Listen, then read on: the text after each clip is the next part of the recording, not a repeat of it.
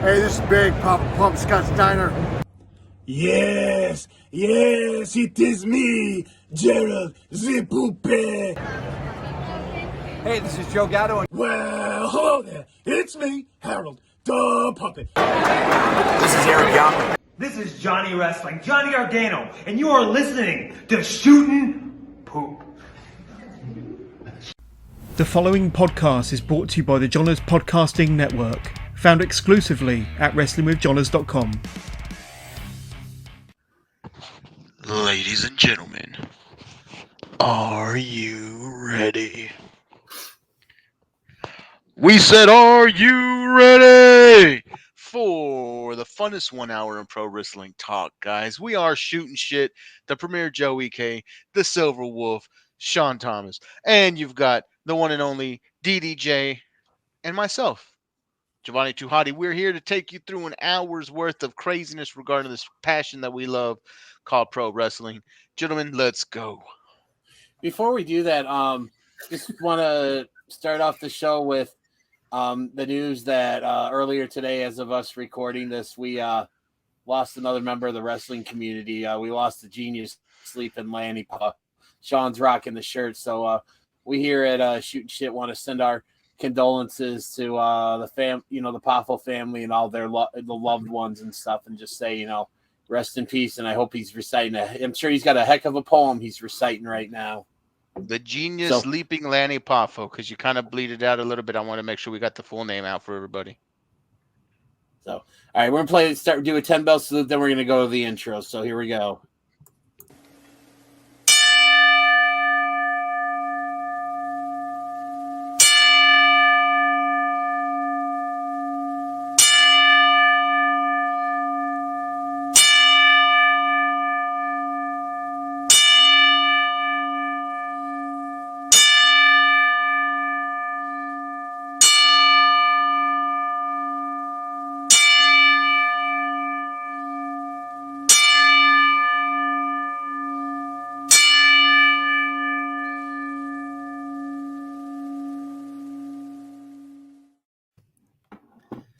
All right, guys, here we go. Let's have some fun.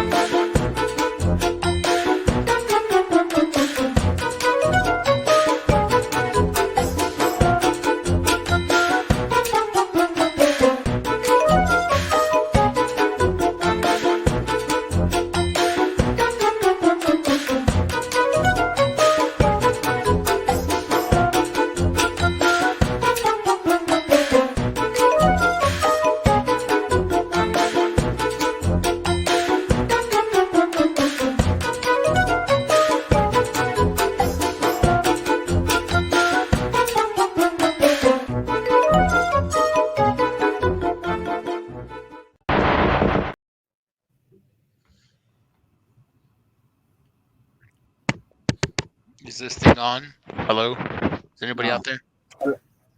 Yeah, I'd like a number 2 with a large fry and a chocolate chip. Got the number 2 with a large fry. Can I service it?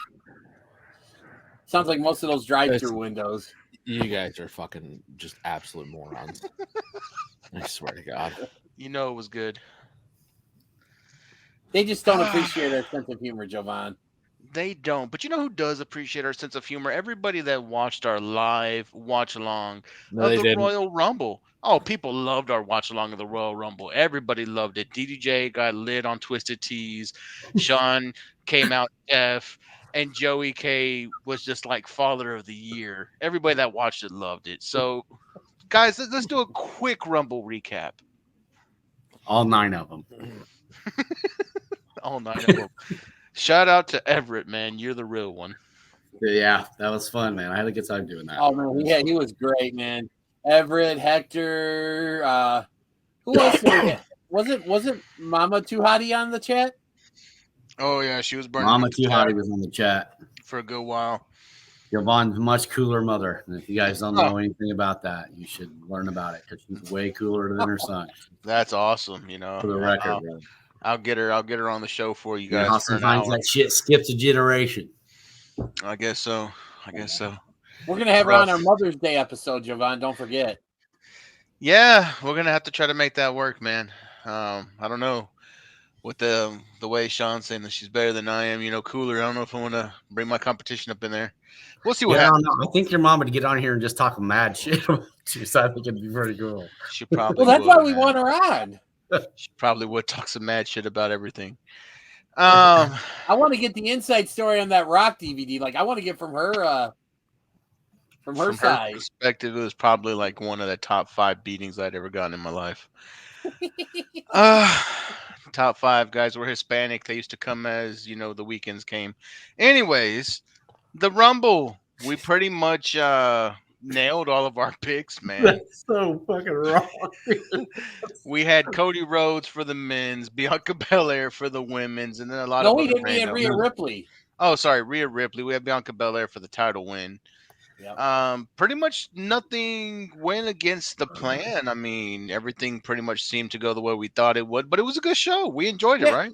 Yeah, and I was gonna say, and I saw a lot of people complaining about how it was too predictable and stuff. And my whole point is, okay, a show may be predictable, but especially with, like, you know, Cody winning the Rumble, sometimes the most predictable thing it still makes the most sense, and that's what you go with. You don't do a Vince Russo and swerve everybody just for the sake of doing a swerve.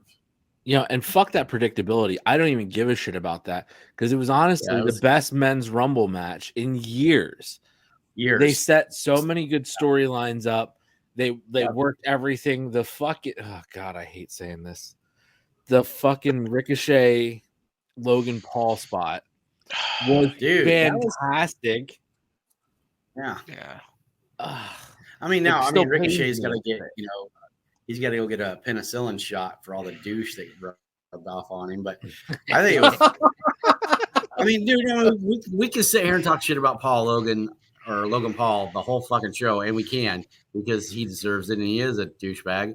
But you can't. That kid, he can go, bro. I mean, you can't deny what he does in the ring. Deny that kid, hands down, might be the best celebrity wrestler that I have ever fucking seen. I'll say hands down, he's the absolute single best celebrity turned wrestler.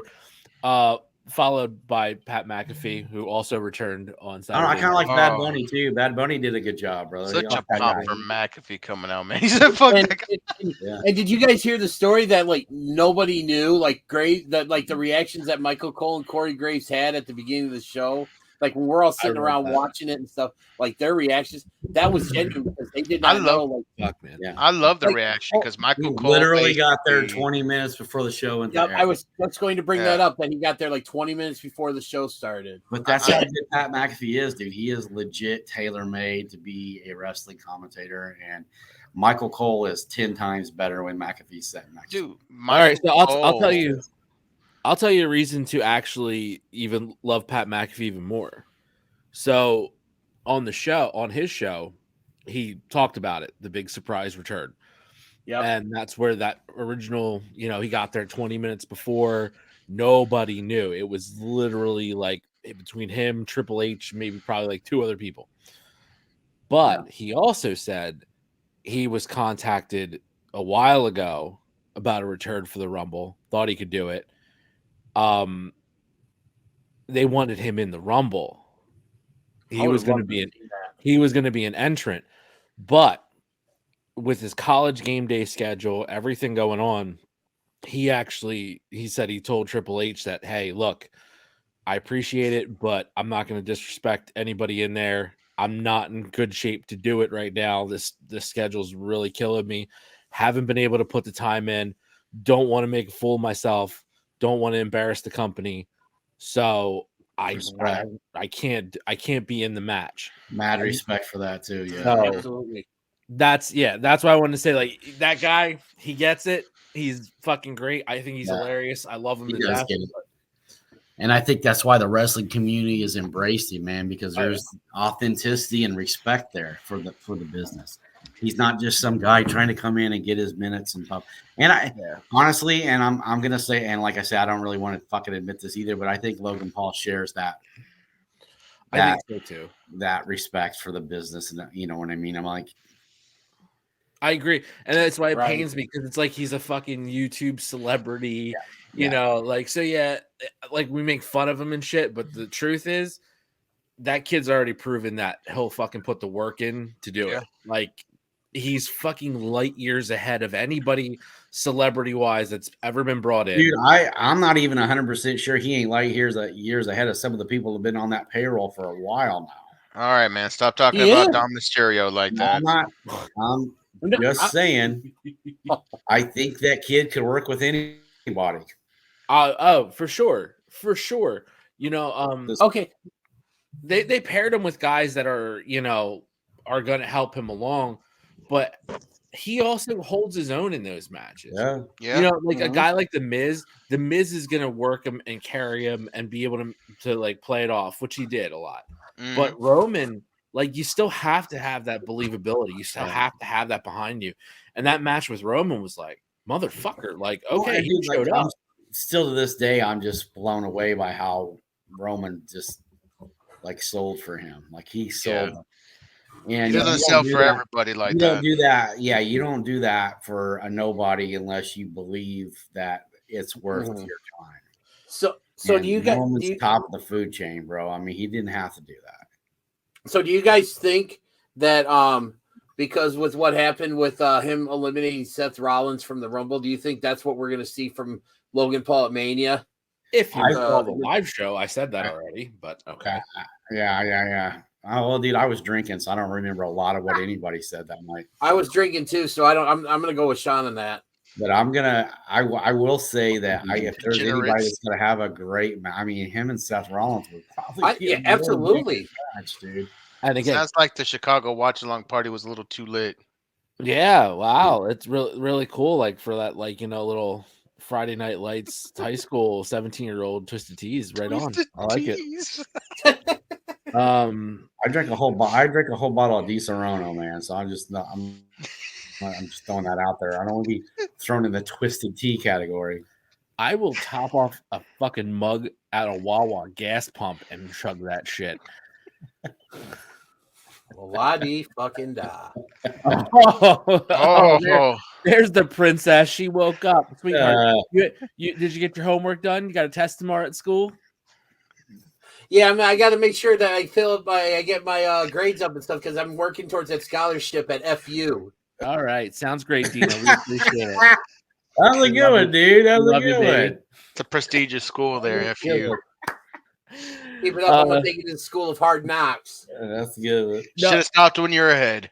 You got hold on. That's DDJ, the 5-star shopping machine, right there, folks. The 5-star shopping machine.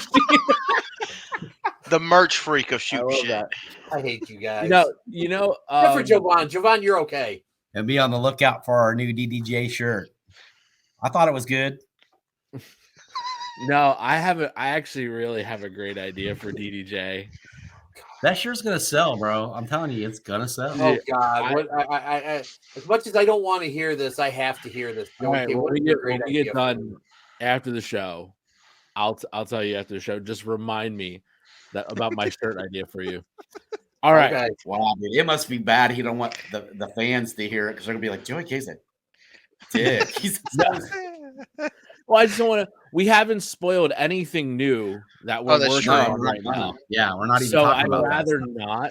We're working on new stuff, and there's nothing new to spoil. Yeah, we're not working on new. Yeah, no. Where everything's fine as it is right now. We're good. Yeah, we've never worked new shit. We're wrestling fans. We know how much you hate change. Yeah, shit is fine. We've done this. Changing your clothes, changing your underwear. All right. Hey, remembering to use damn deodorant. Show them the deodorant. Show them the deodorant. I wish I had it again.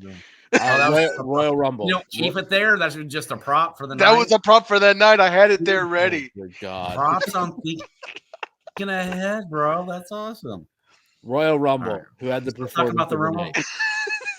What's Best that? Performance of the night. Oh my God, that's easy. It's Gunther. Are we talking about in the Royal Rumble match? Or are we everything talking about like the whole night? Sami Zayn, baby. No, Sami Royal Zayn. Rumble match. Royal Rumble. The Oh, match. okay, the match. Gunther. No. That's kind of tough. Yeah, it is. I'm still. I was DeSerrano foggy for a while there. Stop using that excuse. Let's see. Best. Dude, it's gonna be hard to say anybody That's but tough, Gunther. man. Because He was the Iron Man. And I remember, I think it was Joey K who asked on when we saw that Gunther was number one, that if he was going to be in the Final Four. And I was like, if he had been anything like, say, maybe in the upper single numbers, like 8 or 9, or maybe in the early teens or something, I would say yes. I didn't think he was going to make it to the Final Four, let alone be the runner up. Dude, from the time that music hit, I was like, he's absolutely going Final Four. Yeah. Now, did I expect him to break the fucking time record? No, that was. And he didn't just break; he shattered it. Oh yeah, by 9 minutes, I think. 71 total minutes in that match. Yeah, they're building him. They're building him up. Yeah. They better be. He's the next big monster heel guy that's going to be. I mean, and with the Imperium and stuff, dude. I mean, they're just arrogant. Just love the it. word, you know what I mean? So I mean, it's going to make sense when that goes And over. honestly, it was so strong because, Cody won the Royal Rumble, but who do you eliminate? The guy who just went 71 minutes and started at number 1. The guy who really did go through 29 other people, or 28 in his case. Like, come on, like that he's still absolutely 100% looks even stronger going that distance. Because now it's the arrogance. Well, what if I drew number 2? Right. I would have 3 more minutes or 2 more minutes of energy, whatever it is. So, and it wasn't like like it would. And we talk about Cody winning from 30. It did the way that they actually booked that match, and I really liked it with him coming from 30. It didn't feel like when he came in, like he didn't do a lot, because he still felt like he earned that. Like, I want to say he probably won at least. Well, that final. That was one thing. I didn't say it on the live show, but I definitely was thinking it was after he entered the ring.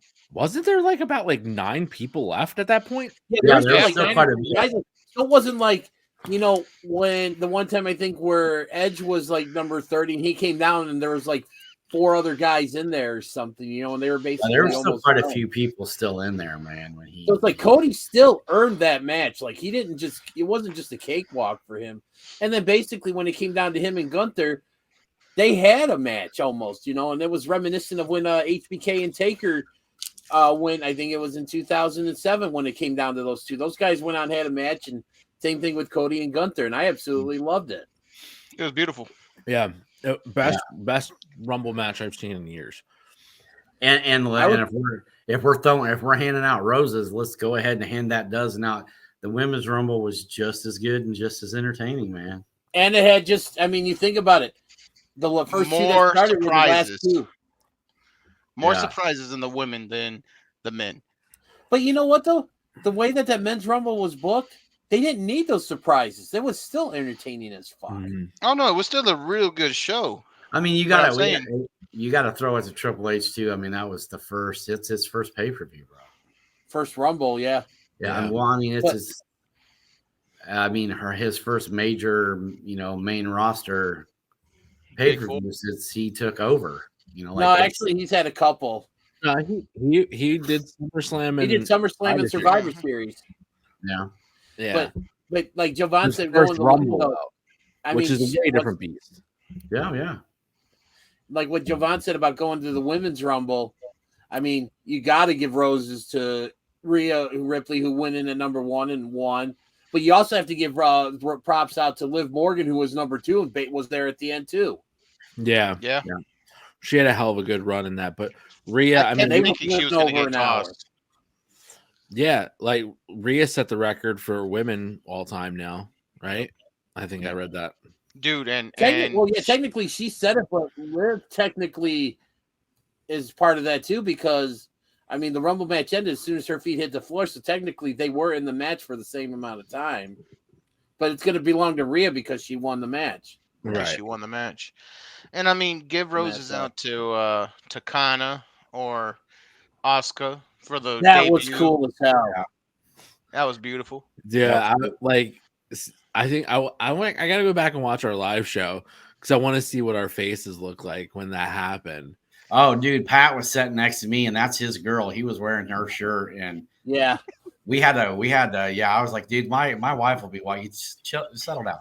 Just settle down. Yep, he did say that over there in the corner. Just he was just I'm like, sorry, oh my Jesus. God, dude, that was fucking awesome. It was unexpected.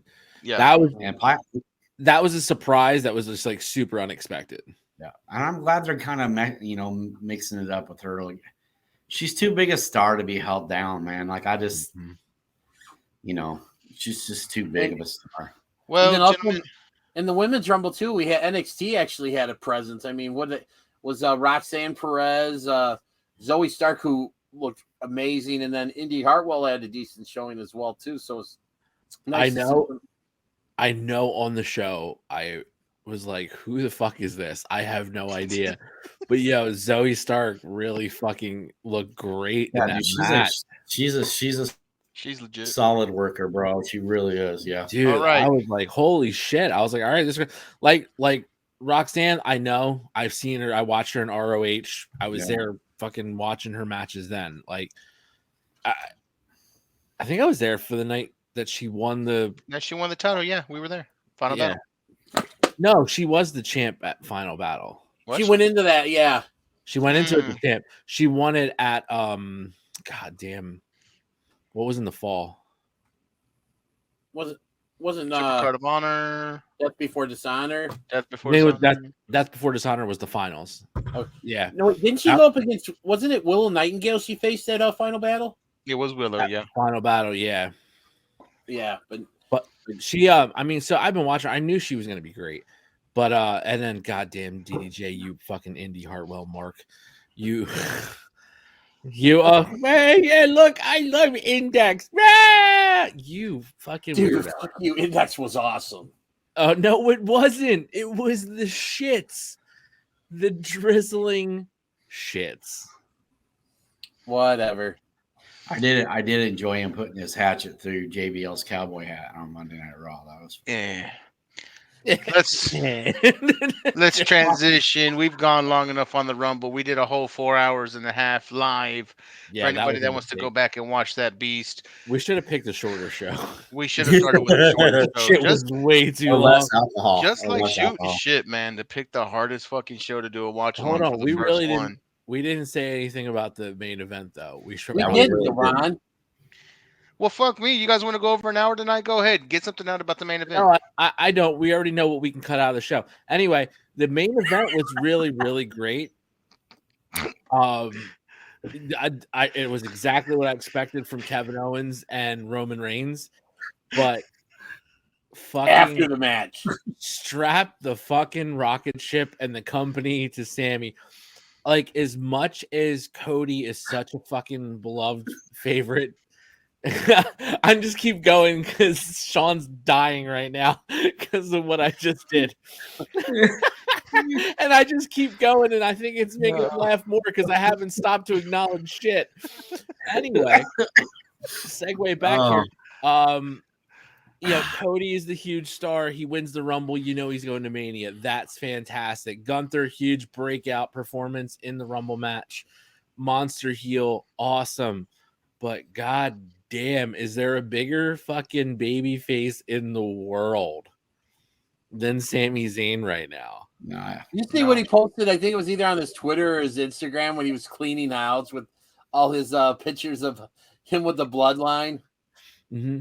Oh yeah, I saw that. It was on Instagram, dude. That was fucking great. But here's the better who it was that said that made them sadder than it should have.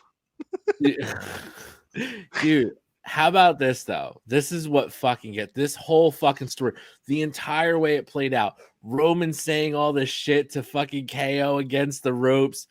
Sammy's playing the emotion, and then the fucking Jey Uso thing. I think nobody expected that. Oh, That shocked the shit. I figured Jay would be the one that would just lose his mind and go for blood. But well, he was the one that wasn't trusting of Sammy to begin with. Like so that's a nice hook, man. But it's also a nice throwback to the whole beginning of this bloodline thing because it all started with Roman and Jay. I mean, it's white hot now, so it can only be. There's only two ways it can go: up or. Well, I'll tell you this: for the build that they gave to Sammy finally breaking out, and now the whole story with Jay, where the fuck is it going to go? I don't know, dude. I mean, they've done this story so fucking well. They really have. Everybody's playing their part perfect. Like it's the best storyline in wrestling. Period. Hands down. So I want to get your guys' take on this. Make it real quick. I don't know if I can do that, but because I want you guys each of your takes. So is it me or does it seem like we've got another Daniel Bryan situation on our hands with Sami Zayn? And if so, what do you do with him and what do you do with Cody going into Mania? Because right now, Sammy's like white hot, but I mean, like Cody won the Rumble. You don't bury your next big guy. I believe that's what a lot of people said about AEW. You don't mid-card your big guys. In WWE, did it. Cody Rhodes is supposed to be the face of the company. He's the next big guy. He's going to take a title. Mm-hmm. But the storyline and the emotions buried him with the bloodline story and Sami Zayn. That's where people are more interested. That's where the investment is. People love Cody. People love the name. People love the history. But people love Sami because of the story. That's where you actually made us feel. That's where you made us care for the last 2 years. So now that that's crumbling, how do you save it? You do as I said on the night of the Rumble when we talked about this for 4.5 hours. You have Sami Zayn and Kevin Owens go for the tag team titles against I agree the Usos, and you have them two fuck over Roman, and Cody Rhodes gets the belt off of him. One of the belts. Mm-hmm. Roman stays with the belt. Cody gets the belt. Everybody goes home nice and happy. Yeah, I don't see it going any other way than that. Like, I mean, because it's just you got to kind of be careful because I mean, nobody, dude. I don't care how hot he is. Nobody buys him beating Roman. No. Yeah, see, that's the thing. Sammy beating Roman would be a great moment, but like in terms of being a long-term champion, absolutely not. It would like never Cody, happen. That's Cody. That's Cody. Cody's your long-term champion. If they put Sammy over, they put the belt on. That's a 30-day title run at most. Yep. Yeah, it's still the next pay-per-view. And it's not anything against Sammy at all. It's just no, it's not. It's just Roman is so built up as this monster heel that can't be touched, and legitimately so. I mean, dude, he's going on what, like almost 900 days is like he's this. He's up on par with like Bruno. Oh, he's not even close to Bruno. Dude, I'm talking about modern day. Modern day, yes, but in terms of he can work circles around Bruno. Don't let the fucking history fool you. Okay, no, I'm not disagreeing with you. Yeah, let's not get it twisted. He can work circles around Bruno. All right, let's keep it kind, Joey K. No, dude, I'm not trying to. I'm just saying, like, he was like. Bruno was 4 years. The reason why Bruno lasted 4 years is because they never worked outside of New York. Bruno Sammartino would not have made it. He wouldn't be the star that he is if he'd have worked anywhere but that territory. Hot take right there.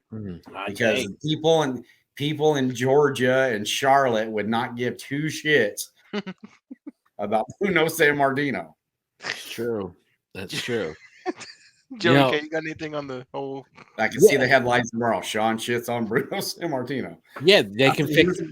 He was a great champion, dude, and I'm not trying to take that away from him. I'm just saying, like, I get what you're saying. It's that WWE universe compared to the rest of the wrestling world. Okay, man. It's got to exist outside of it. Here we go. Fucking arguing over Bruno. I'm not arguing. I'm making a point. We don't talk about Bruno. You made a good point, but DDJ was the one who started it. You probably would have done it 5 minutes ago. He didn't start it. I started it. Go ahead. Go. What are we talking about next? Moving on. Titus. No, go ahead, Joey. Okay, what's your thoughts? Yeah, well, WWE can fix all their fucking problems with Sami Zayn, and that's the best part of this. Because Cody doesn't have to fucking be the undisputed champ and hold both belts at the same time. Cody can challenge for one title, and Sami can take the other title. And they've been wanting to split the titles, like, because they want to get back to each show having its own champion. Exactly. And now you have the two biggest baby faces in the company that can go against Roman and each take one of his titles and make it seem legit, because obviously Roman is, one person and he's only going to do so much and he can only rely on the bloodline so much.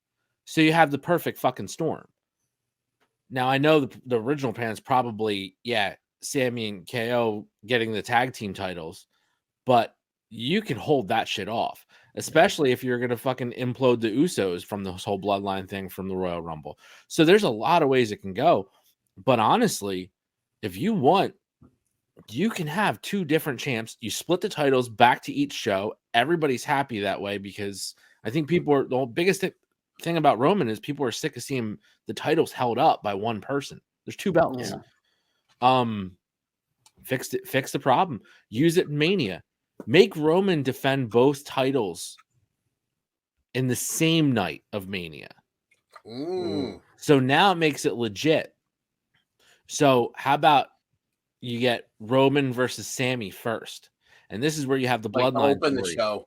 This is where Jay comes in. Yeah, this is where Jay comes in and screws over Roman. Sami wins the fucking Universal title, right? And then later that night, he still has to fight Cody. And now he has no bloodline out there to help him. Or he does. He got Solo Sikoa, and now KO comes out because he's still tied all to this with Sami, and he screws over Roman, and Cody wins the WWE title. Problem solved. Or you get Goldust for one night, and he comes running down the fucking ramp and does his thing. Fucking Christ. You're going to make DDJ go put the gold paint on so he can be on camera. Yeah, no, that ain't happening. That's not happening. Gentlemen, we spent 5 hours on the goddamn Rumble. That's enough of this shit. Yeah, I was going to say, dude, is this not the longest we've ever talked about WWE in our show? It is. It is. And I'm cutting the shit right now. That is it. You know why? You've been trying to cut it for 15 minutes. I'm cutting the shit. Every Sunday, we post a question in our official Facebook group, and you guys give us some really good answers. And now it's time to read some of those answers, and for the boys to give their answers on the official Shooting Shit Facebook question of the week. So who did the Facebook question of the week? Go ahead. That would be me. I actually came up with a question this time. Thank you for our fans for your smattering of comments on it, by the way. Smattering of comments. I like that word, smattering. Smattering. Our fans smatter. I do feel like this question is a little difficult. It is. It really is. But it's a good question, bro. It's a good question, but it's a difficult question. I didn't expect a lot of responses. I know for each of us, it's probably really difficult because I feel like any day of the week, the answer could change to probably one of 10 different things. And then a month from now, it'll be 10 different things. Just because there's so many ways you can go. Yeah. But also for reasoning too. Yeah. So I will kick off with my answer first. Oh, and this is no. We normally read some of the people's answers. Yeah, I don't care about them. Okay, go ahead. Oh, there goes our it's Joey K's question. Let him get his cheap pop. All 6 of them are pissed now, Joey. No, see, DDJ set a precedent for that of like, let me read some fan questions first. Blah, blah, blah, blah, blah. And that's, by the way, that impression was fucking mint. Yeah. But the nails, yeah. No, dude, I don't know why he's always picking on you, DJ. I don't know. Oh, quit acting like you're being innocent over there, Sean. You're just as guilty as they are. No, I don't honestly, know why they're doing that to you, but I love you.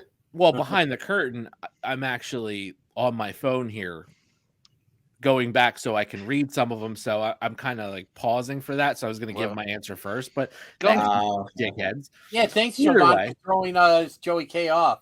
Exactly. Right.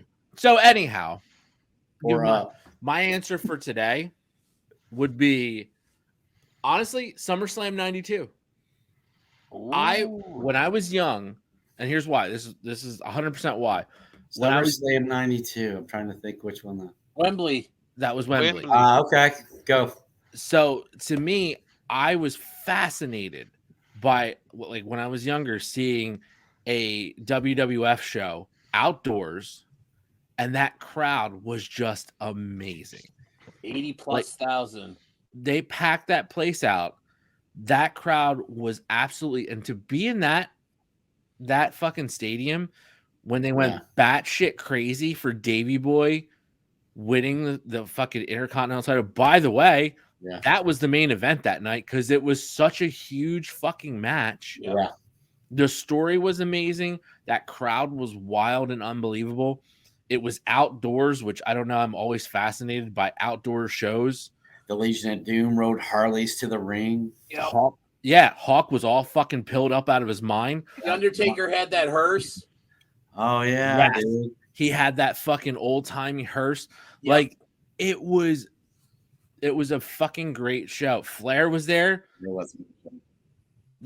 Flair, it was Flair and Savage for the fucking WWF title, right? No, it was Savage and Warrior. Flair was like ringside because the whole thing was like, whose corner is Mr. Perfect going to be in? Yeah, Flair and Savage was Mania. Both over. Oh yeah, Flair and Savage was Mania. Sorry, but yeah, I mean, like I was there. You were there. I was there. But like that, I was really. I was at the RCA though. Nobody's doubting you. That's why you didn't believe me, man.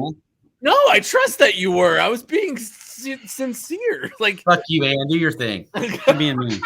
You're always picking on me. Oh, I'm sorry, DDG. I mean, welcome to my world.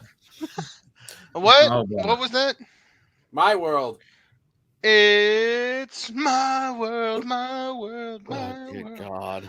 All right, go ahead. That was Siobhan, by the way. That was not me. I picked it because as a kid, that was one show that I watched, and I thought like that fucking crowd was like the crowd to be at for a wrestling show. Yeah. Now I could pick out a dozen other shows tonight. I won't do that. I'll hold back. But some of our friends did leave some comments. Thank you, since I bought myself some time for this. I'm sorry. Isaac, Raw After Mania 2013. And I know he just wanted to be there for Fandango dancing. Yeah. So that is 1,000% our man Isaac. I love Isaac. I'm gonna jump around here. I'm gonna jump around to like the honestly, our friend Brad. Brad, we love you, but I swear to fucking God, you gave me like the most depressing answer ever. I'm just gonna read it out there. The Wrestling Classic. Wanted to go so badly, but my dad wouldn't take me. He went anyways with his friends. Sounds like a villain origin story. That's sad, bro. That was I felt bad for him. Now I kind of want to go back in time and take him. I was like, oh my God. I'm like, why is this the most heartbreaking answer I've read here? DJ, man, you'll go back in time and take him, then you can buy him a shirt. We'll take my DeLorean. There you go. Only goes 88 miles an hour. Where we're going, they only have merch. Just take us. Hey, merch back then was a lot cheaper than it is now. That was pretty good, dude. That was almost dead on right there. All right. You gotta read Jerry's answer. I'm getting there, god damn it. Well, fucking spit it out, dude. What the fuck? Our buddy Shane, Mania 22. Solid card. But to see my favorite match of all time live, what's Shane's favorite match of all time? I've heard him say it once or twice. I can't remember what the hell it is. Was it Edge versus Mick Foley? It could be. I don't know. Shane, I think it is. He has to update. You have to let us know what your favorite match is, man, from that show. That show, yeah. That match of that show? Yeah. The show, the match, yeah. Yeah, that show, that match. Jerry's answer was fucking phenomenal. Yes, it was. Mid-July, circa 1959, 1960. I'm not even going to pronounce that fucking city in Indiana, thanks. National Guard Armory. Time my grandmother slapped Dick the Bruiser with her purse repeatedly. Not as flashy. That is Terre Haute, Indiana. Okay. Terre Haute. And you want to hear something funny? Go on. You were there? The very first dude. Oh.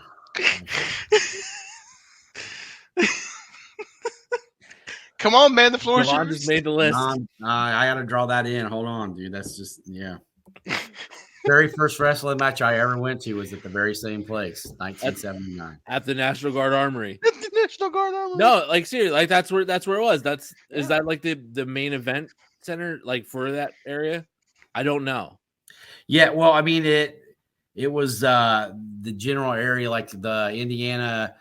Back then, they would hit all the National Guard armories through the state of Illinois and Indiana. So, like at that time, maybe they'd go from Chicago down to St. Louis and then into Indiana and back up. But that was Dick the Bruiser and the Crusher and, the Beer Barrel Polka crowd, dude. That's, Bobo Brazil and Yukon Moose Choloff and Ox Baker. I mean, it was just that's what we got in this area back then. It's funny too, because like nowadays, like you can't really compare it. Like you go to a fucking like a sports complex where professional basketball teams or hockey teams play. Like these are giant arenas, not like your fucking National Guard Armory or even back in the day. So in Philly here, so it was always this: WWF ran the Spectrum, WCW ran the Civic Center. Yeah.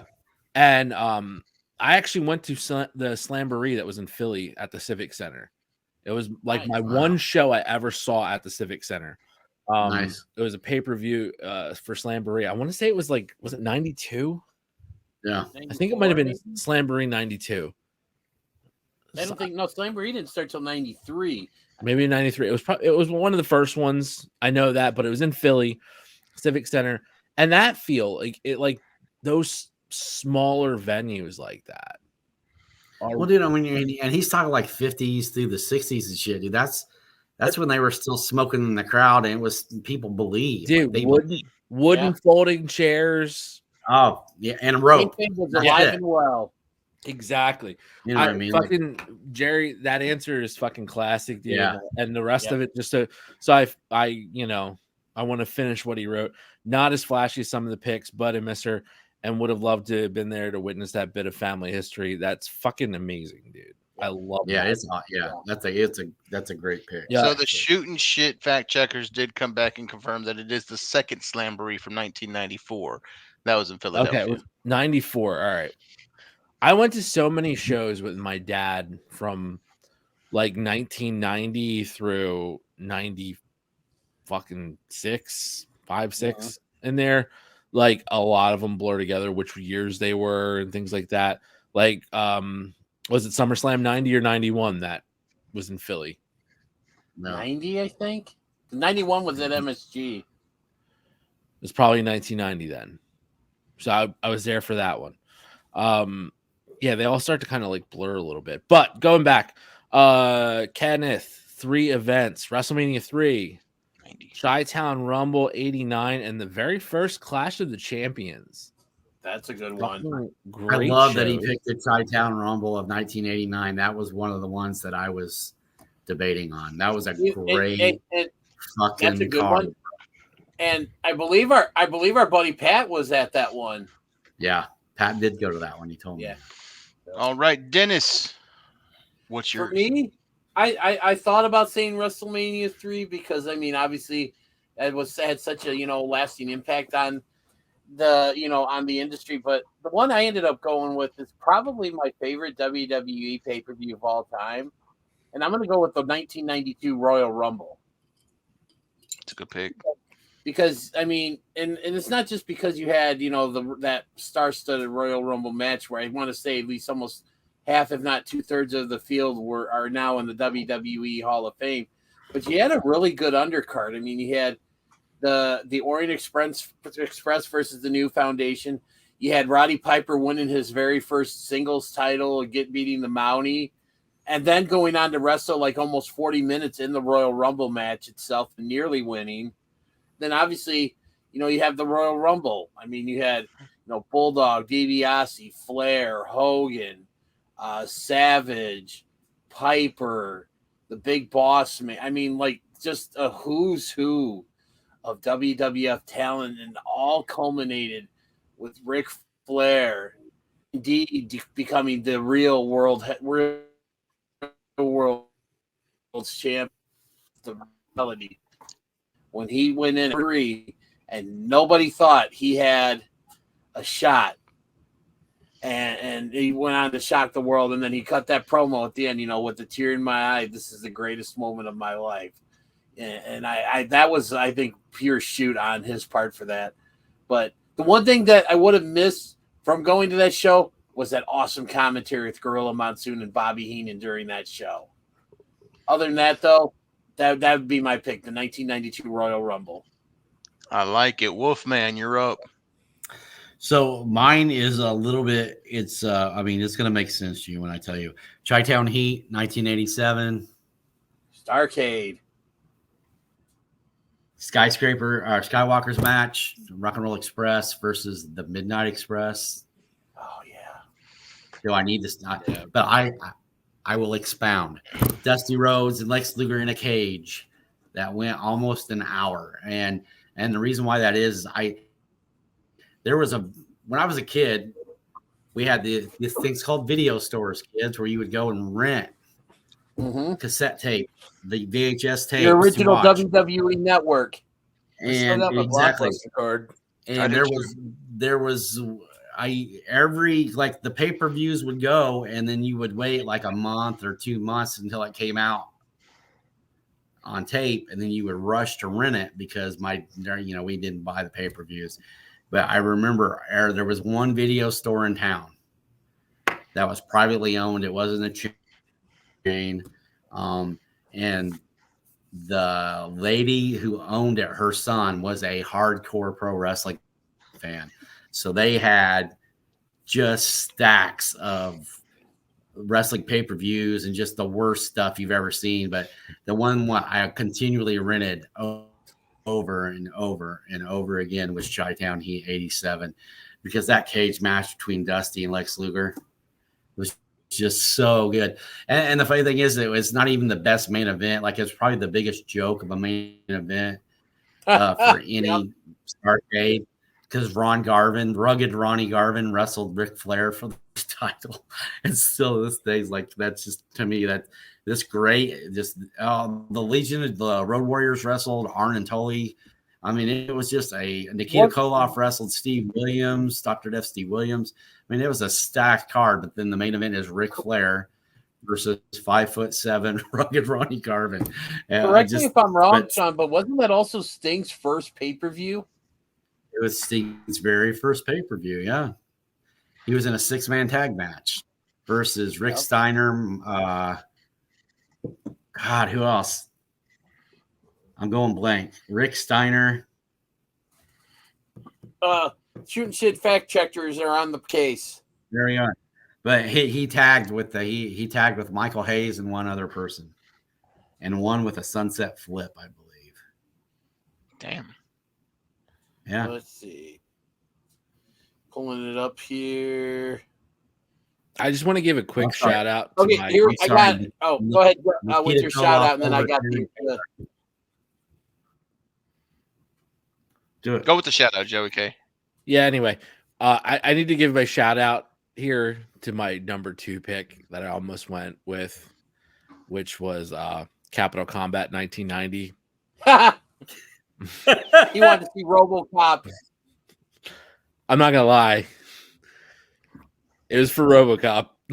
Yeah, that's awesome. No, I genuinely I tossed and turned over really saying this. Like, I was like, should I just make this my number 1 pick? But I didn't want it to be a goof, because I honestly, like, as a kid, I would have been like, fucking RoboCop and Sting. This is the greatest day of my life. Yeah, dude, I mean, Well, everybody marked out for Sting back then, man. They had one other one that they did called Future Shock. Did you guys ever watch that pay-per-view?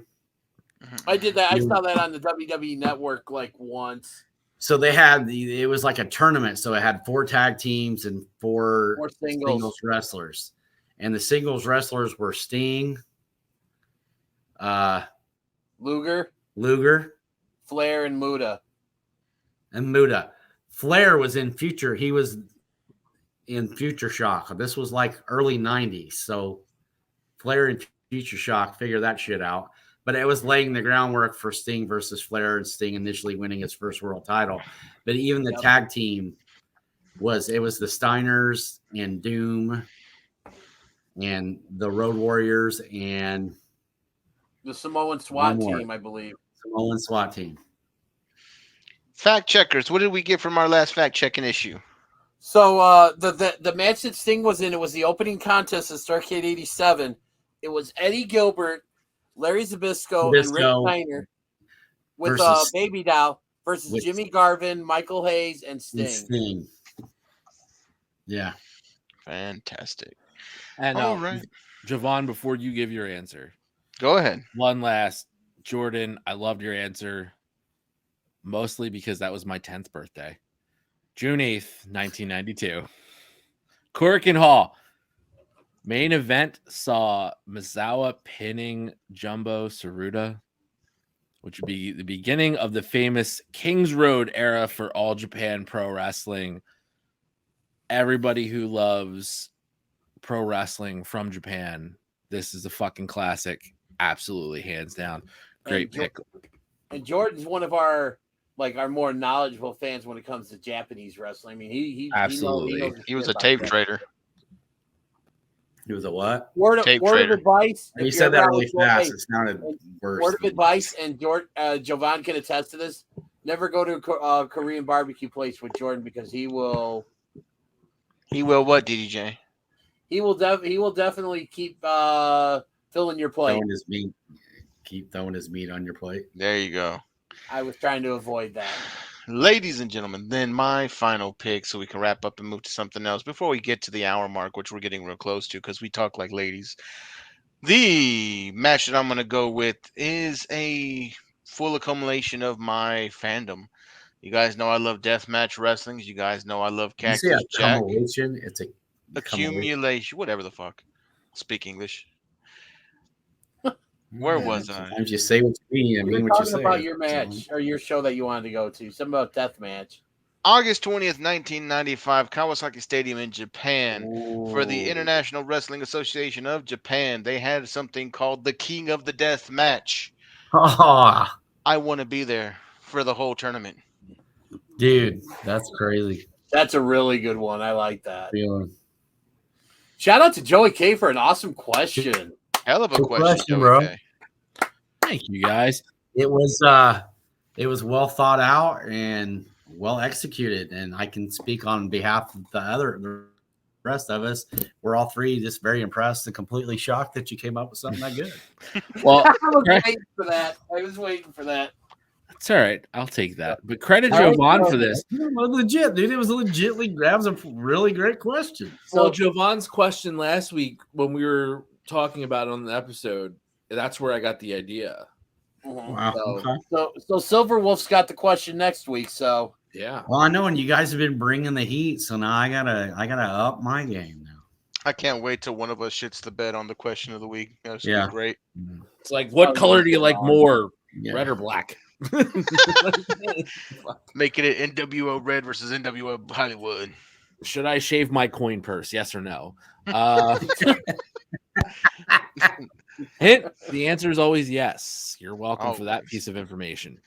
Yeah. If you could go shopping for merch with DDJ, which place would you go shopping?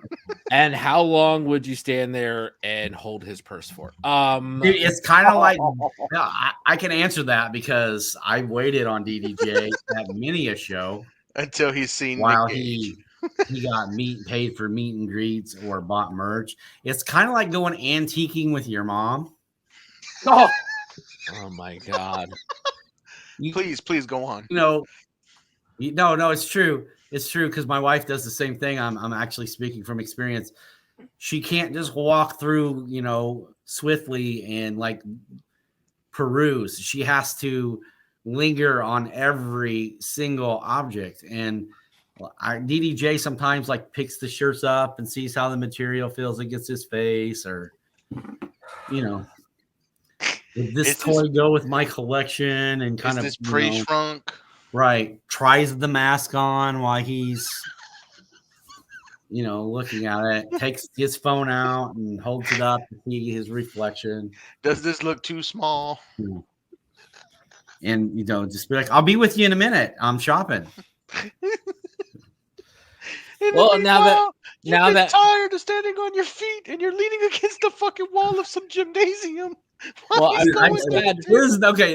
giving him shit, but legit, if we ever have Pat and Derek or Jerry on the show, we will tell you that there are at least 3 to 4 times every event we went to, somebody be like, "Where's DDJ?" And it'd be like, "He's at the merch table," or "Where does DDJ?" Teddy Hart's taking a piss in the bathroom. He went in to get his hockey cap or some shit. Like it just. Dude, see, I don't know why you said that. That brought up a party foul violation. If you're going to an event with friends like we all did, and you see a wrestler somewhere, and it's somebody everybody fucking likes, fucking mention it that motherfucker's somewhere that we can go say hi. Don't just be fucking out of nowhere. Oh yeah, 3 weeks, 5 months, fucking half a year later. Oh, dude, I saw him at the bar. What the fuck? We could have gone to the bar. I didn't just see him. I talked to him. Unbelievable. Well, moving along, because none of us are going to talk about this, so let's give DDJ his moment to shine and speed this along 2 minutes properly. And go talk about what you want to talk about, DDJ. You all suck. Well, that sucks for you, man. And we're going to wrap up with a little bit of AEW. No, I'm just joking. Well, that's enough for NXT Vengeance Day. So, no, let's go on. Dynamite. NXT Vengeance Day is coming up this Saturday. Check it out. Okay, there. You happy now? If you guys could have understood Uncle Dowdy up there, we've got NXT Vengeance Day coming up this weekend. AEW Dynamite, guys. We've got a brief little overview. A couple of great matches. What do you want to hit on?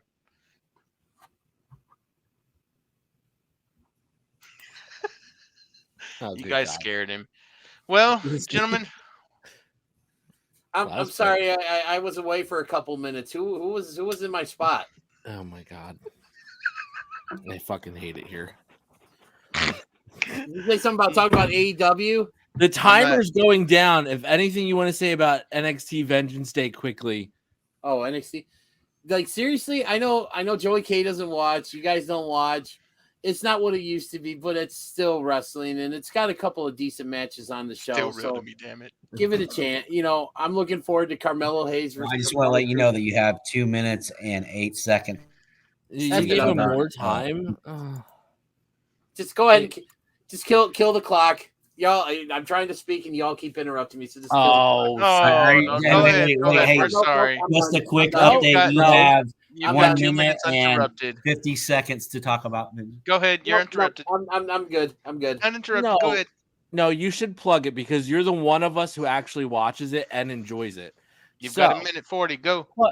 Put the timer. It's a good show. I mean, I wish people would give it more of a chance because it has gotten better. It's not what it used to be. It'll probably never again be what it used to be because, the type of talent that used to be in NXT is who you're seeing in AEW now and on the main roster and stuff. But there's a lot of talent that you're going to be seeing, possibly main event in the pay-per-view or being on Raw or something. And like I said, it's got a decent show card. I mean, again, Apollo Crews versus Carmelo Hayes, who I think is the best wrestler in NXT. I mean, you got Braun Breaker versus Grayson Waller in a steel cage. Fatal 4-way for the NXT tag team titles. Hopefully New Day drops those belts because I don't know why they even have those belts to begin with. And then you got Roxanne Perez versus JC Jane and Gigi Dolan, remnants of Toxic Attraction. Let's see what happens there. Give it a shot, guys. I mean, who knows? You may be pleasantly surprised. Okay, you can seriously, you can kill the clock now. I'm good. I got out what I wanted to get out. Oh my God, let him alone. Fantastic. I Let's wish. go ahead. I wish. Honestly, all right. Expressed by NXT Vengeance are DDJs alone and do not. No, honestly, it's fun. I know we make fun of you about it, but I know you do like it. So, but it's just hard because none of us really do watch it. It's not the same. Like it's not the same to me anymore. Mhm. It's very much like because and it's not the shit on their homegrown talent, but it's Not the same quality of homegrown it's talent that it was. overly WWE style because it's all their own homegrown talent now. Yeah. It's not, you don't have that like indie feel anymore because those indie guys aren't part of the show. They're all elsewhere. So it's very, very difficult to get behind it and stuff. Well, I will say this about the current NXT roster, and it is probably the truest form of a developmental program than it's ever been, in the sense of like everybody there are super young and just starting out. And my only problem with what I've watched, and the reason why I find it, and this is just me, the reason why I find it hard to watch is it's so 1980s WWF. Like everybody has a career or it's like overly gimmicks. Yeah, it's overly like Saturday morning, and then just some of the decisions that they've made and the things that they've done there. It's just, even with Toxic Attraction, who was this mega, group that, and then they just kind of pissed all over it because Mandy Rose was making money somewhere else. And, and I they just, were bringing in I Chelsea don't know Green, why. who could have headed up that group. But they got, She would have been a really good fit for that. And now she's a Karen. Apparently. Yeah, her character is a legit Karen. I think that's awesome. All right, flag on the play. We're done. Let's hit our final thoughts, man. No, I'm just joking. We've got 2 things left to say, but we need to keep it in rapid fire because we've gone over an hour already. Joey K's got to get to sleep because who's going to climb the poles in Philly if he doesn't get his rest? Dude, I've been practicing. Wait, did you say he's climbing poles? That's a Philly thing, dude. You don't want to know. Yeah. I'm climbing greased poles. They grease them in Philly anytime a big game happens. Earn that money. Goddamn right. I charge by the pound, motherfucker. I don't care. Fucking magic mix up there. By the pound. No, I'm like fucking illusion Mark.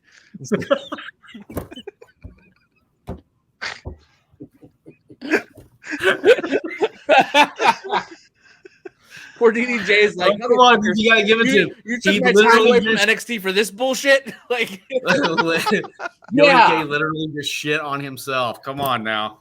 Talking about shit on themselves, AEW Dynamite guys. What do we want to hit on before we go home? Man, I called it. I said it. I thought it was okay. Samoa Joe was going to be the guy. Was going to take the title back from Darby. Y'all, well, you all didn't believe me, but Sean, before we recorded, I will give Sean credit. He did, Yeah, I said it too, bro. You legit you're exactly. I said it too. I said you called it. I really. You said it after Sean did, though. I didn't. Yeah, I said it first. I wasn't watching. If you're not first, you're last, I guess. But yeah, DDJ is the only one of us that was really like, yeah, Samoa Joe is going to be that guy, and we're all like, get the fuck out of here. I'm just tired of watching Darby Allin, dude. Honestly, I don't want to see this kid kill himself anymore in the ring. Neither do I. Yeah, that's the thing. I thought he's too young to stop. So yeah, I mean, I thought the hooded shirt with the thumbtacks was pretty cool, and it was an interesting way to start out the match and all that. But yeah, that was pretty wild. But man, that opener was a banger too. I liked it. I liked everything about it. One thing I got to say about that match, though, man, it showed that camera crew needs some work because they literally caught Jon Moxley as he was blading. Yeah, they got him full on blade out the lip onto the forehead. They just horribly. Why are you going to zoom in on him in the corner, dude? So there's a couple parts of this, and like I said, I'll be completely honest with everybody watching. I had to peruse it tonight. It's been a shitty week, but I just don't understand why everything has to be like a series of matches. This is the 3rd time. I'm just so over like I actually didn't mind this one though because it has a I could storyline go other than the it rest just being. I could go the rest of my life without seeing John Moxley and Hangman Page in the ring together again. You're gonna get it at least one more time, though. I think. Yeah, I'll agree to disagree with you there, man, because they're putting on a hell of a show every time they go at it, and the story. It's a great story, but it's the same story that they've been telling. But literally nothing different has happened. It is the same match. Okay. What do y'all think about Danielson versus Thatcher? I was hoping for so much more out of Thatcher. I'm going to say this. The reason why I think Timothy Thatcher is like a throwback to a 1950s, pro wrestler, like the ultimate heel pro wrestler guy. I mean, he just looks vintage. That dude belongs in the circus wrestling. And for real. And I mean, the guy's legit. I think it was a pretty solid. I mean, I'm tired of the storyline and the MJF hook and jumping through hurdles. Like, we've seen all this shit before. But I'm tired of knowing that Thatcher wasn't going to win. Yeah, I mean, and that's my point. Like, we knew it was going to be a great match. I mean, how could it not be? It's, Bryan Danielson and Timothy Thatcher. We knew it was going to be a great match. But that's my only complaint is like the storyline's kind of used and I'm over that. But the matches are great, and I was really happy with that. Watching that it was one of the moments where I was kind of like, all right, this is going to be good, and it was. I mean, it kept you on the edge of your seat. It was a good match. It was a really good, solid story. All right, gentlemen, Konosuke Takeshita finally gets his first win against the Machine Brian Cage. Hell of a match. What y'all think? That's a big boy to be power bombing, man, and he did it with ease. Yeah. So I mean, that's not only a tribute to the kid, but it's also a tribute to Brian Cage to be able to help, make that look so effortless. And man, it was a good match, dude. And you can't. I don't know why they're not giving Cage more of a push or more of a run or not using him like they should because the guy can go. You know what? We gotta go back to Darby versus Samoa Joe because someone made his return to AEW after that match was over. Boring. You didn't like it? No. No.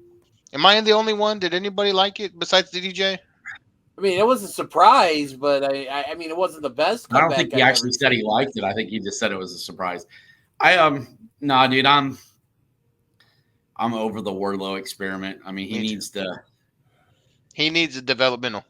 Here's my problem with these bookers and these younger big talents. You set these guys up to fail by making them these big, strong, indestructible machine kind of wrestlers. And then they can't carry a storyline because they don't know how to work. Not at all, but they just don't know how to work that way. They can't talk. They're nothing more than a couple of power bombs. I mean, come on, dude. And I'm not saying that the kid don't have it. I think there's something there. But they've kind of consistently. Set up to fail. Like, it's not doing anything for me. What? I mean, Sean, there's something there, but I mean, take it down, gentlemen. It is the 2nd of February, the 2023, the year of our Lord, and it doesn't do it for DDJ. Nope. You know what doesn't do it for me? What's that? Excuse me. I said, excuse me. Here we go. You know what doesn't do it for me is Dirt Sheets lying, man. Vicky Guerrero had this whole incident that just popped all over the internet. DDJ, let the people know what happened. So there was I believe it was yesterday or the day before that there was something going around saying that Vicky Guerrero was tired of seeing all the comparisons of Dominic Mysterio to Eddie Guerrero. And she's like, you know what? Stop bringing my husband's name up and everything. And then it was earlier today. We're recording this on Thursday, February 2nd. She came out and said that she never talked to that company or that dirt sheet or whatever, had nothing to do with them, and they were liars or something. I think that was basically it, right, Jovan? That was basically the gist. She's like, she understands the business. She knows and hopes that those two, which is Dom and Rhea, are able to have great careers and that what they're doing was good. And she doesn't know, who those dirt sheets are that said that about her. And just for the record, who are these? Who are these people that are I've not heard anybody compare Dom to Eddie Guerrero. Like, what are we talking about? They make a lot of Eddie Guerrero references on. Well, TV. I know he does, and they're doing that because they're trying to tie it into him being disrespectful to his dad. Yeah, this storyline with him and Eddie, but I don't know that anybody's actually comparing him to Eddie Guerrero, because that is kind of fucking disrespectful and a goddamn joke. Because Eddie Guerrero's top 10 probably greatest performers of all time. Yeah. No, and I think that's just what it was. Is people were trying to say like she was tired of people trying to get the shine off the Guerrero name. Correct. Okay, well that's all it was. It's trying to get shine off of Eddie. If there was any truth to that, I could almost understand that a little bit. But it's not the way it's working out. Yeah, it's tongue in cheek. And I think if Eddie was here, he'd be like, "Fuck yeah, bro." If Eddie was here, he'd still be Dominic's dad. And we'd get another fucking custody paternity test. There'll be another fucking put it on a ladder again for Dominic. Eddie'd be right in the middle of this storyline right now. Hell yeah, he would. In the middle of it, dude. For sure. Well, let's wrap it up. I know Joey K's tired. We're all tired. We got to get to sleep. Final thoughts, gentlemen. Who wants to start us off? You know what, Javon? Why don't you start us off? Okay. Well, I guess we're going fast and hot tonight. Ladies and gentlemen, my final the way you like it. That's right. It's the way everybody likes it. He always does it. It's the only way to do it.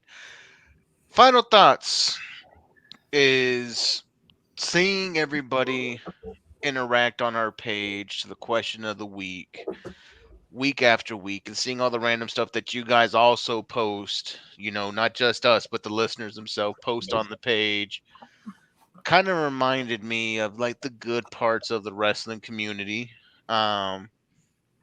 Not going to say too much into this, but there has been times in the past few years since COVID where I've been a part of places where you felt that kinship on a page for wrestling fans, but this one, has something special, man. We're the Shootin Shit family. Everybody on our page likes the show. They all listen to all the big things. That's so thanks, dude. Fucking mute your mic so I can fucking talk, goddammit, Philly.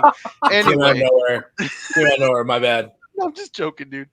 But no, it feels like our page, is it's something special, man. It's a bunch of like-minded individuals. Of course, if you listen to the show, you like what we're saying. We're like-minded. We all get a place to come together and talk pro wrestling, which is beautiful. And if you're tuned into the page, you see all the updates. You see things that are coming. You hear about, CCW's big breaking news. You see the partnership once again being announced by John Bullard himself from CCW. So God knows where that's going to go with us. And we're just happy to have all of you guys along for whatever this journey brings, man. So I guess in my final thought, I'm just happy of where the show is going right now, the trajectory that we have, the listeners out there, everybody that's on our Facebook page, commenting away, posting random crap. There's a dude who does like a wrestling recap from whatever random year. I freaking love that dude's post. But that's Rashad, man. Rashad. Yeah, that's some good shit. Actually, I think Rashad would be somebody that you guys would like to meet and talk to and have. He's a very knowledgeable. He is. And dude, when he throws that stuff up, it's researched. Like, he's doing his work. So shout out to Rashad. Keep it up. Yeah, man, keep it going. I might have to have you on another show of mine soon, man. You might make a real good guest for one of my pet projects I got going. But just all in all, man, happy with where we're going. Happy to be doing this with you guys. Happy to have a good base that listens with us, and just give us some time. See what the future brings. We said we're not changing anything much. We're not changing the ingredients to the show. We're going to keep it the same way, the way you guys like it. Keep following us through it, man. So that I really like what you said there, because it encapsulates a lot about how I feel about the group, the show, where we're going and stuff. You mentioned John. As of now, we are tentatively scheduled to have him on our show next week to talk a little bit more about the partnership and also give his takes on some of whatever it is we're going to be talking about, and to also give us some insight on what it's like being a promoter, which I think is going to be a very interesting conversation, because we all sit there in armchair, book and stuff like that. But here's a guy who actually does this and does all the things that you need to do to put a show together. And I think him providing an insight as to what exactly really goes on and when putting the show together, I think it's going to be a really interesting topic. So definitely looking forward, I'm assuming schedules work out, to having him on next week. But my final thought is it's kind of along the lines of what Jovan said, but it's going to go along the lines of, as you guys all know, we did our live, show on Saturday, and I was on remote at Casa de Silverwolf. And again, shout out to Mrs. Silverwolf for the awesome food that she made for us and stuff. And man, Pat ate all my salsa, dude. He ate all my salsa. Patrick ate all my salsa, which was really good. I was mad as hell. But the best part was just sitting, watching the show with my friends. I mean, sitting there with my friend Sean and my friend Patrick watching the show live. I don't really get to do that much often anymore. Most of the times I'm watching it at home in my basement or up in the living room, and my wife just happens to be watching it because that's what's on TV and everything. And why do we lose Jovan and Joey K during my final thought? But I'm listening.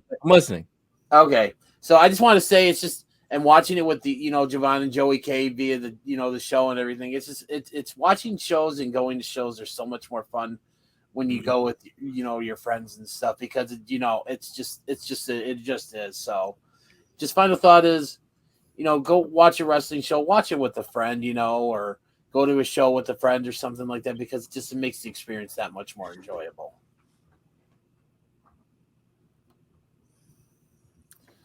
All right, we got 2 more left.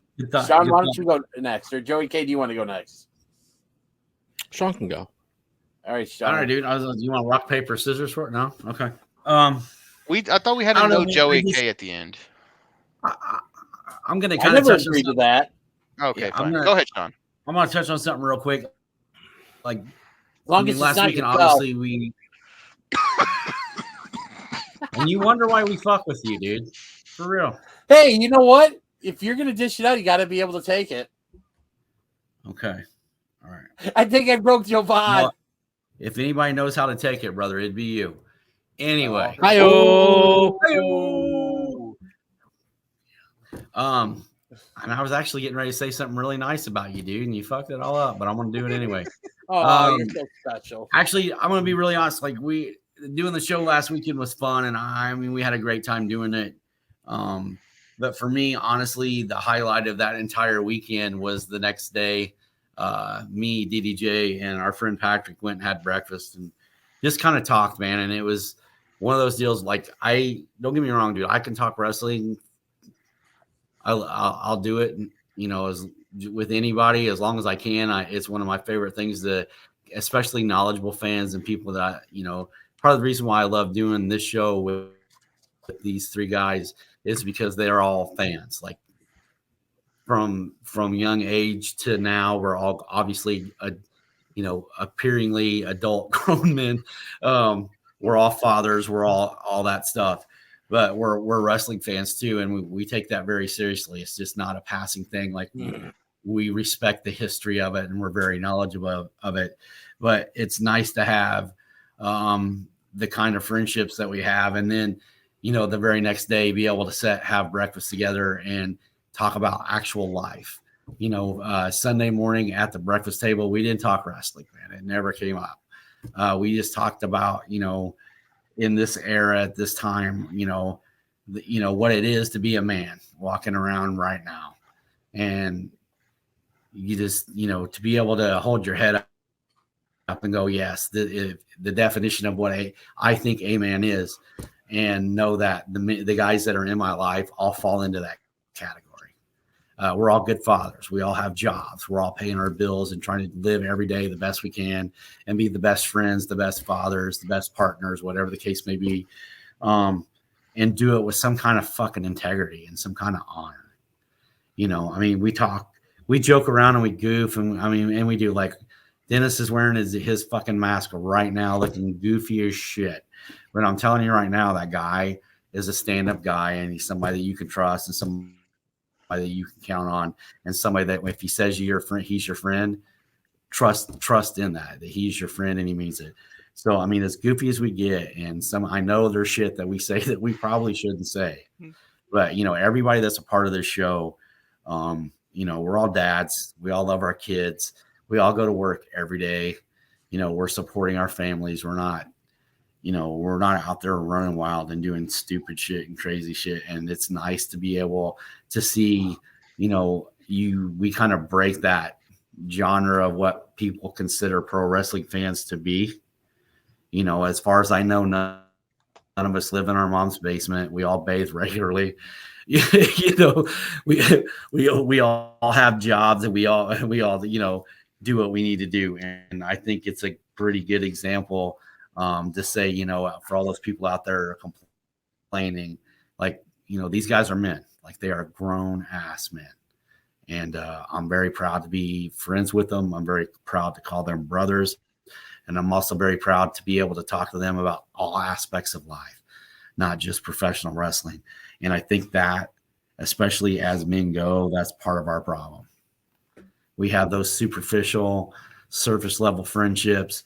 And, you know, that's why nothing, you know, so many of us feel like we're alone and shit in this. And to be able to say that, you know, I have guys that I can talk to and depend on and talk about real life shit and it not be like a joke, you know, it's kind of cool. So, you know, for all you guys out there that are, you know, going to work every day, spending time with your kids, treating your wives with respect or your girlfriends with respect, and just being what a fucking man should be, Silver Wolf gives you props, and I'm glad to know you. I love you, man, but I just wanted to mess with you so bad when you Oh, were no, like, dude, that's fine. That's fine. we don't bullshit. I was gonna just do like from the wings of an angel. You know, I was gonna fucking really go for it there. You're gonna call Sarah McLachlan on him? I did. I was so close, and he was. I could not help it. And then he's like, "We don't fuck around. We don't laugh about it." I'm like, "Oh, damn it!" I was so ready. Well, we did, man. We sat there and talked at fucking Cracker Barrel for like 2 hours, dude. Like 2 hours. Yeah. We just sat there and, you know. I wish that I could have been there with you, gentlemen. One day we will. Fine, DDJ. You want him to rip me a new one? Go ahead, Joey. Damn it. What is there left to rip, man? I don't. Yeah. Oh, Joey K will find something.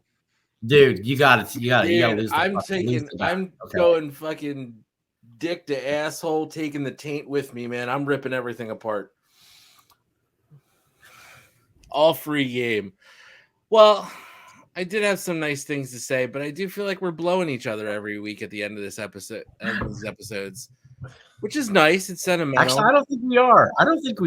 I don't think that's true. Yeah, we haven't. This is the first time we've actually done it. I feel I've had some pretty fucking angry final thoughts. Yeah.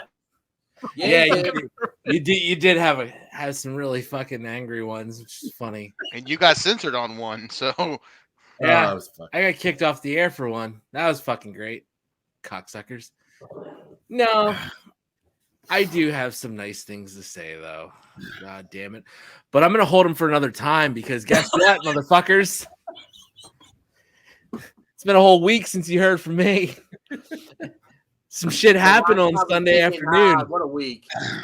Some shit happened on Sunday afternoon. I know we're all hyped up and recovering from our late fucking night because we're all a bunch of geriatric fucks here trying to stay up and watch the goddamn Royal Rumble, but that's fine. You can time me, bitch. I don't care. Let's go. Keep that timer running. I'll pay the fucking tab on it. So you have 2 minutes and 40 seconds to talk about the Eagles. Go. So Sunday afternoon was just a fucking beautiful time for me. I loved every second of that fucking game. And all those motherfuckers who are going to say, oh, the Eagles this and that, they had their fourth string quarterback in there and then they lost him and they didn't know what to do. And Brock Purdy is hurt and he can't throw a pass and blah, blah, blah. Well, that's all fine and great, and I understand that. But I'm sorry. I also remember reading that San Francisco had the #1 overall defense in the NFL this past season. Do I recall that correctly? I think I do. Yeah. And the fucking Eagles offense went and straight stomped that ball down their fucking throat over and over and over again until they were broken and just fucking mangled on the ground. So anybody who wants to hate and say the Eagles aren't legit and, oh, they had the easiest schedule in the NFL, motherfucker, they played a lot of teams that were over 500.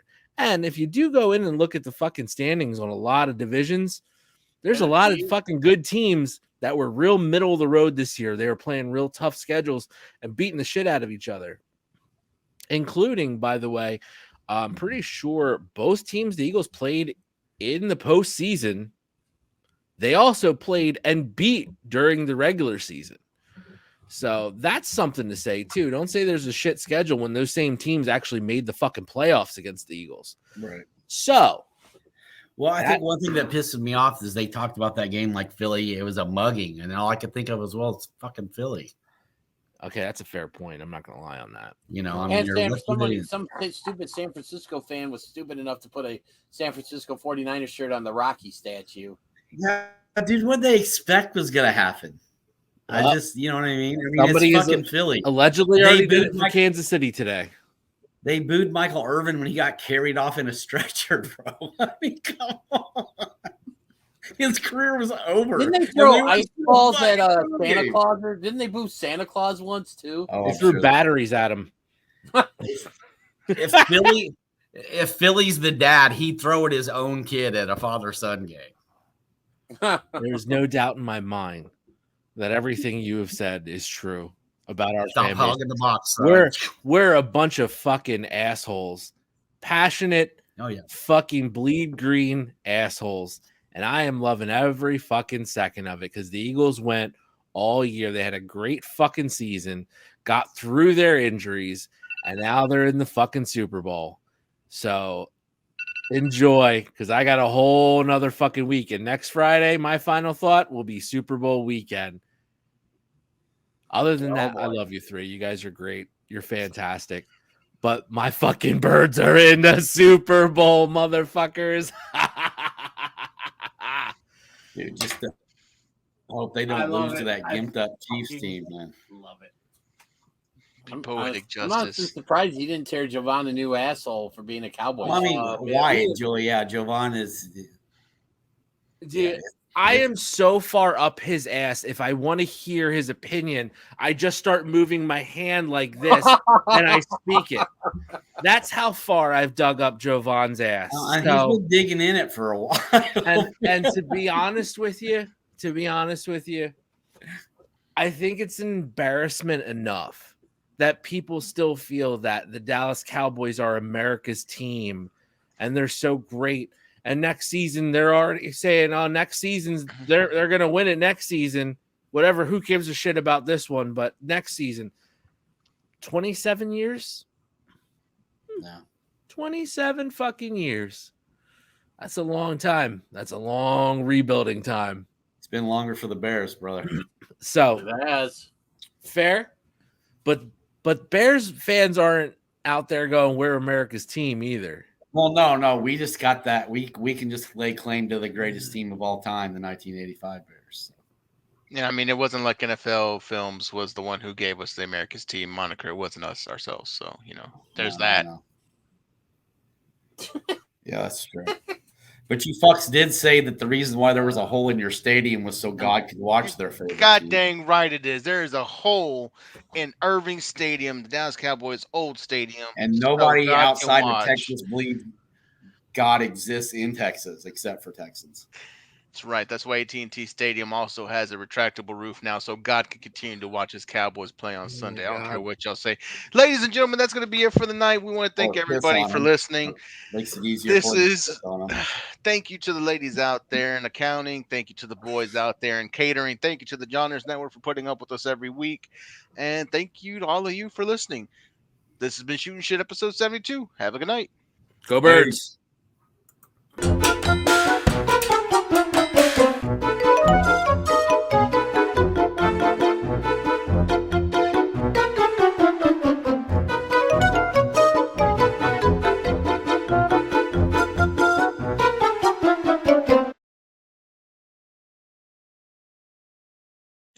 Don't forget to like and subscribe to the show on YouTube.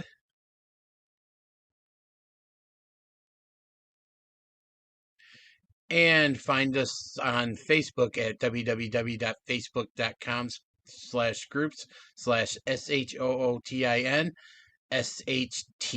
And thank you so much for watching.